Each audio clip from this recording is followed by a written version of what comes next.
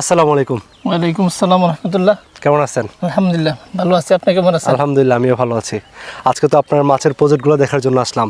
জি অনেক সুন্দর পরিবেশ, আপনারা একদম সুশৃঙ্খল পরিবেশ বলা যায় মাছ চাষের ক্ষেত্রে। জি তো শুরুতে একটু আপনার আমাদের দর্শকদের দেশে আপনার পরিচয়টা দিবেন। ইনশাল্লাহ। আমার নাম মোহাম্মদ শফিকুল ইসলাম, আমার গ্রামের বাড়ি ডাকবাগাদারিয়া,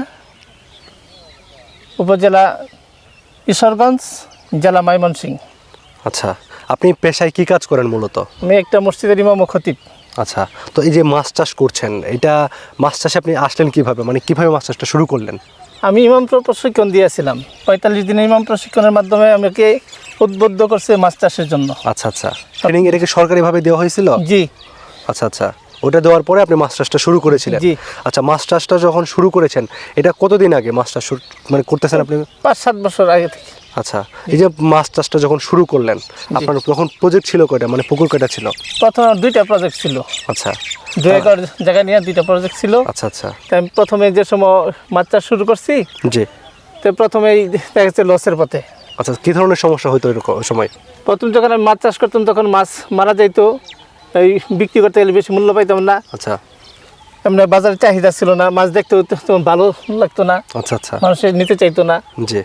তাই লস খেয়েছি। আচ্ছা, আমরা এখন যেখানে দাঁড়িয়ে আছি, আপনার যে প্রজেক্টের পারে, এটা তো সুশৃঙ্খল একটা পরিবেশ। জি। এই প্রজেক্টের আয়তন কতটুকু?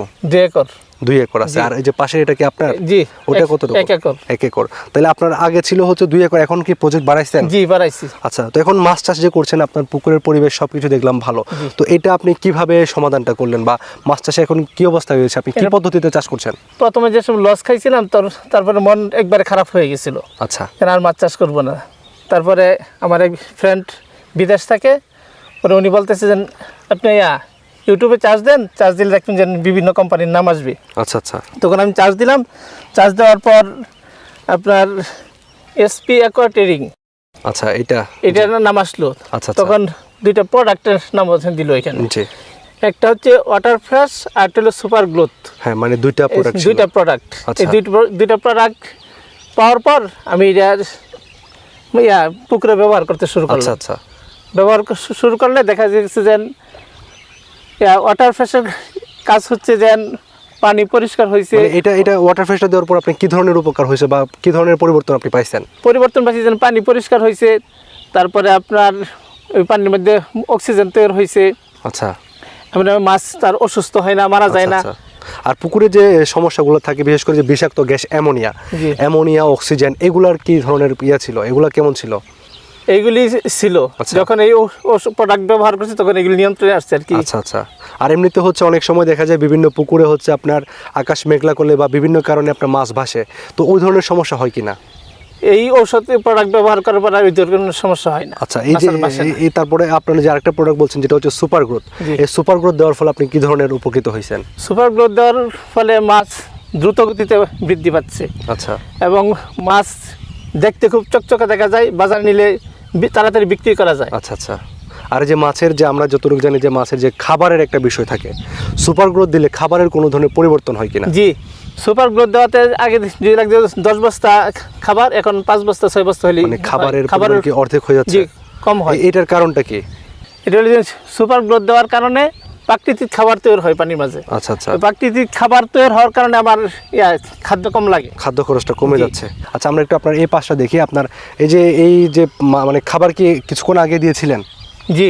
আচ্ছা, তো এখন এই পুকুরটার মধ্যে কি ধরনের মাছ চাষ করছেন? এটার মধ্যে রুই, কাতলা, কালো বাউস। মানে এটা কি সাদা মাছ এরকম জি, জাতীয়? সাদা মাছ। আর ওই যে পাশেরটার মধ্যে? ওটার মধ্যে আছে শিং মাগুর। আচ্ছা, মানে ওটার মধ্যে ক্যাটফিশ দিয়েছেন, এটার মধ্যে সাদা মাছ। জি জি। আচ্ছা, এই যে 2টা প্রোডাক্ট আপনি ব্যবহার করেছেন, তো ওয়াটার ফ্রেশ এবং হচ্ছে সুপার গ্রোথ, একটু আমাদের যারা ব্যবহার করতে চাইবে যে সব ভাইরা, তাদের উদ্দেশ্যে একটু বলে দিবেন কোন প্রোডাক্টটা কি পরিমাণ ব্যবহার করতে হয় শতক প্রতি?